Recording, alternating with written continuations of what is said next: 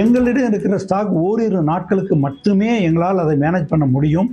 இதே சூழ்நிலை ஏற்பட்டால் இப்போது உடனடியாக உணவக நேரத்தை குறைக்கவும், வெரைட்டி ஆஃப் ஃபுட்ஸை குறைப்பதற்கும் முடிவெடுத்திருக்கிறோம்.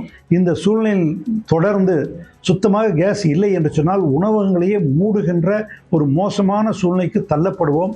ஆகவே உடனடியாக எங்களையும் ஒரு அத்தியாவசிய பொருள் சட்டத்தின் கீழ் கொண்டு வந்து கேஸ் சிலிண்டரை சப்ளை செய்யும்படி மத்திய அரசிற்கு, பெட்ரோலியத்துறை அமைச்சருக்கு எங்களுடைய ரெப்ரசன்டேஷனை கொடுத்துருக்குறோம்.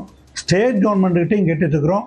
மத்திய அரசுகிட்ட ப்ரெஷர் கொடுக்கறதுக்கும், ஸ்டேட் கவர்மெண்ட்டில் இருந்து உடனடியாக மின்சாரத்தை நாங்கள் HT வாங்குவது போல, உயரழுத்த மின்சாரம் பெறுபவர்கள் வாங்குவது போல வெளியிலிருந்து வாங்குவதற்கும், சோலார் தகடுகள் அமைப்பதற்கு சப்சிடி கொடுக்க சொல்லியும், இண்டஸ்ட்ரியல் ஸ்டேட்டஸ் ஏற்கனவே 2 அரசுகளும் கொடுத்து விட்டது. ஆனால் அதனுடைய பலன்களை எங்களுக்கு இன்றைக்கு வரைக்கும் கொடுக்கல. உடனடியாக அந்த பலன்களையும் கொடுத்து விட்டால் விலைவாசி உயர்வை தவிர்க்க முடியும்.